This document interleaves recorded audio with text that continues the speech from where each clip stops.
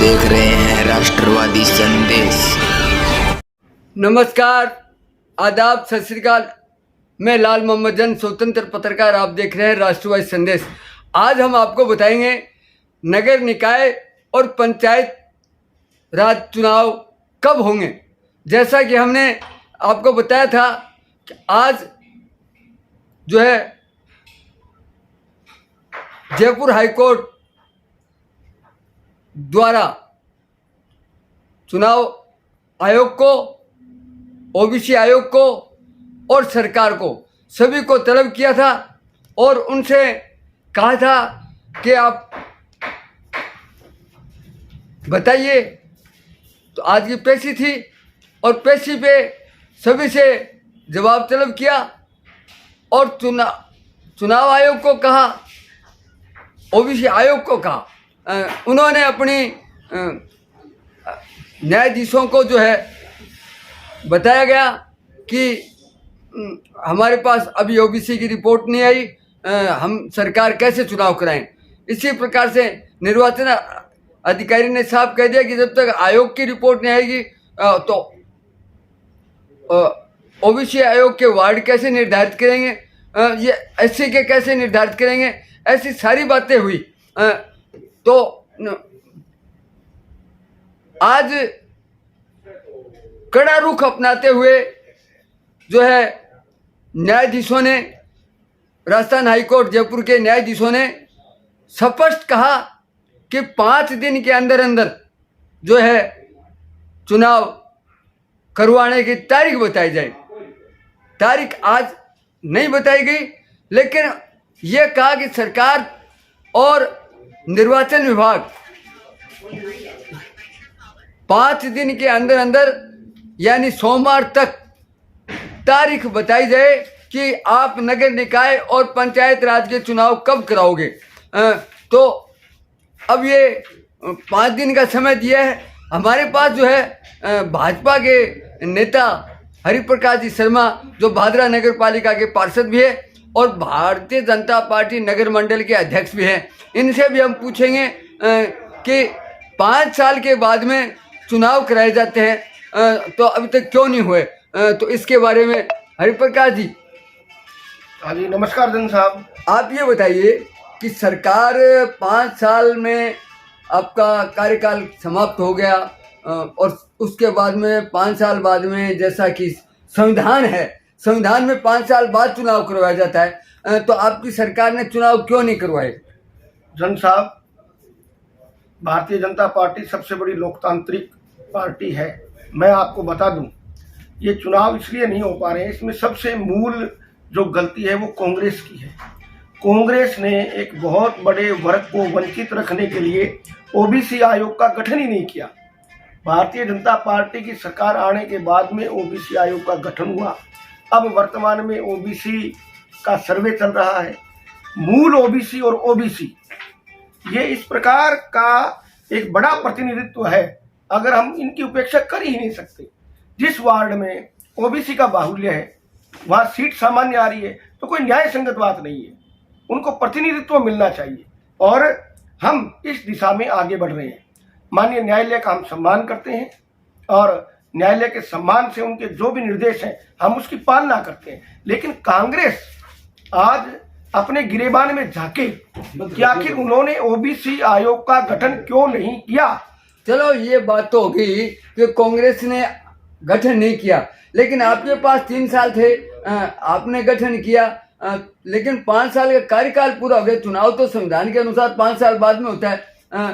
तो आगे की सरकार की मन से कांग्रेस वाले ये कहते हैं कि आप हार की वजह से चुनाव नहीं करवाना चाहते कि अगर हम पंचायत चुनाव कराएंगे, नगर पालिका चुनाएंगे तो हमारी नगर निकाय में और पंचायतों में हमारा बहुमत नहीं होगा, कांग्रेस वापस आ जाएगी, ऐसा उनका कहना है कांग्रेस का। जन साहब, हार और जीत तो जनता के हाथ में, जनता जनार्दन है। कांग्रेस वाले कोई न्यायाधीश तो है नहीं जो पहले ही घोषणा कर दें कौन जीतेगा और कौन हारेगा। वो तो पश्चिम बंगाल में भी अपनी सरकार ला रहे थे, जनता ने उनको नकारा। वो तो केंद्र सरकार में लगातार 3 कार्यकालों से लगे हुए हैं कि हम आएंगे, लेकिन जनता उनको नकार रही है।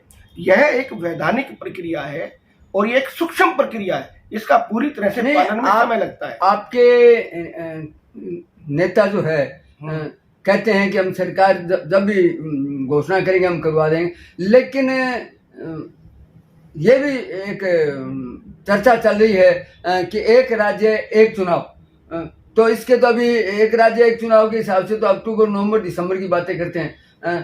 तो अगर 5 दिन समय में क्या निर्वाचन विभाग अगर तारीख मांग रही है तो उसका क्या होगा 5 दिन में? इस पर सरकार गंभीरता से विचार कर रही है। सरकार न्यायालय के सामने और अपना पूरा पक्ष रखते हुए, क्योंकि अभी ओबीसी का सर्वे चल रहा है, पहले जनगणना का काम था और उस हिसाब से कर्मचारी उसमें लगे हुए थे, वो ओबीसी सर्वे में सभी कर्मचारी लगे हुए हैं। तो सरकार अपना पक्ष रखेगी, जिस प्रकार न्यायालय का निर्देश होगा उसी प्रकार से चुनाव होंगे। 5 दिन के बाद में सरकार अपनी संभावित जो तिथियां हैं, जो क्या परिस्थिति है वो परिस्थिति बताएगी। हम सब चुनाव के लिए तो हमेशा तैयार ही रहते हैं। राजनीतिक पार्टियां चुनाव उनका एक अभिन्न अंग है।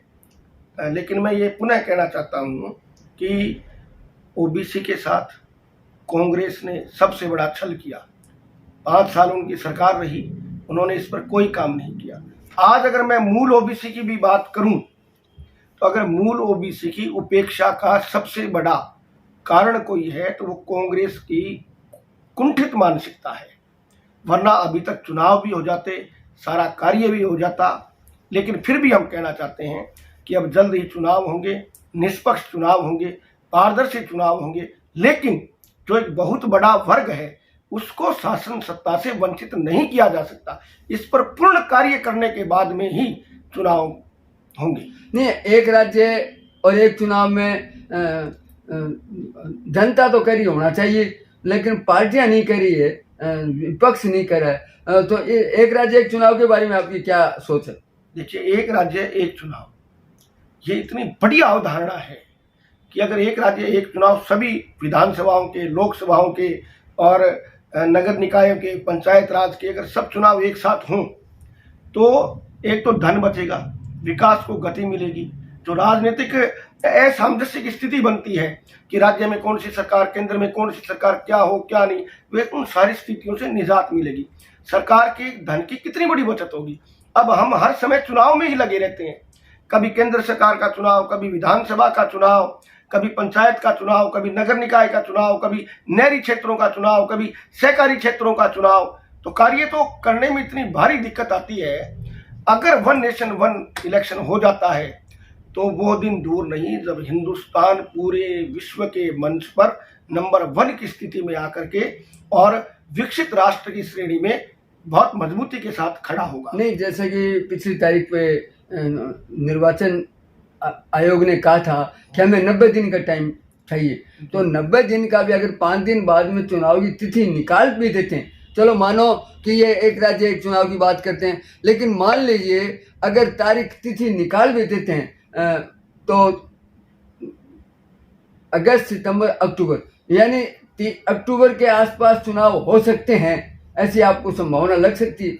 बिल्कुल, अभी सरकार हर स्तर पर मंथन कर रही है, विशेषज्ञों की राय भी ले रही है और ओबीसी सर्वे में जो लगे हुए हैं उनको नहीं, 14 अगस्त में तो महंगाई है, 14 अगस्त तक तो ओबीसी की रिपोर्ट के लिए भी उन्होंने कहा कि पहले आदेश दिया कि 14 अगस्त तक हम रिपोर्ट दे देंगे। बिल्कुल, 14 अगस्त तक रिपोर्ट आएगी, उसके बाद में 90 दिन का समय चाहिए। अगर आपको इतने बड़े संस्थाओं के, पंचायती राज, नगर निकाय के चुनाव, नहीं, हाईकोर्ट ने यहाँ तक कहा है कि आप ये भी बताइए कि वार्डों का जो होगा ओबीसी, एससी, एसटी, सामान्य का, वो भी आप हमें तारीख बताइए कब निकालोगे? जब सरकार न्यायालय के सामने अब की बार 5 दिन के बाद में पेश होगी तो पूरे पेपर वर्क के साथ पेश होगी। धरातल की जो परिस्थितियां उनको बताया जाएगा और उसी दिन सभी प्रकार की तिथियां घोषित की जाएंगी। और भाजपा लोकतंत्र में विश्वास करती है और निश्चित रूप से बहुत मजबूती के साथ चुनाव होंगे, सभी राजनीतिक दल चुनाव लड़ेंगे। चलो, बहुत तो ये थे हरिप्रकाश जी शर्मा और उन्होंने बताया कि हम 5 दिन में जैसा भी निर्वाचन जो है विभाग जो है वो अपनी बात रखेगा, समस्याएं भी बताएंगे। लेकिन अगर 5 दिन बाद में भी अगर तारीखें तय, क्योंकि हाईकोर्ट ने स्पष्ट कहा है कि हमें तारीख बताइए कि कब आप चुनाव कराओगे, कब आप वार्डों का निर्धारित करोगे, ओबीसी वार्ड, सामान्य वार्ड और SC ST के वार्ड। तो हम इंतज़ार करेंगे 5 दिन का, और सरकार क्या करती है 5 दिन बाद में हम फिर आपसे मिलेंगे और बताएंगे कि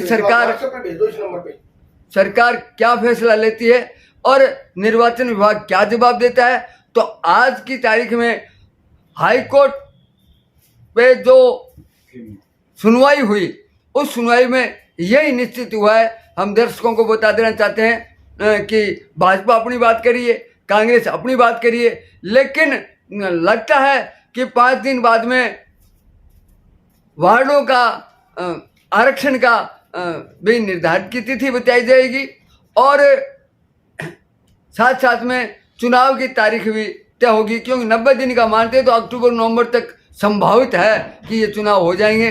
बाकी फैसला तो हाईकोर्ट का फैसला होगा। तो देखते रहिए राष्ट्रवादी संदेश, लाइक कीजिए, सब्सक्राइब कीजिए। मैं लाल मोहम्मद जैन, स्वतंत्र पत्रकार, फिर आपसे मिलूंगा नए समाचार साथ। जय हिंद, जय भारत, और ज़्यादा से ज़्यादा इस वीडियो को शेयर कीजिए, लाइक कीजिए, और पुनः निवेदन करना चाहता हूँ हमारे राष्ट्रवादी संदेश को आप सब्सक्राइब जरूर कीजिए, ताकि हम आपको प्रदेश लेवल के, जिले लेवल के और क्षेत्रीय लेवल के समाचार दिखाते रहें। जय हिंद, जय भारत।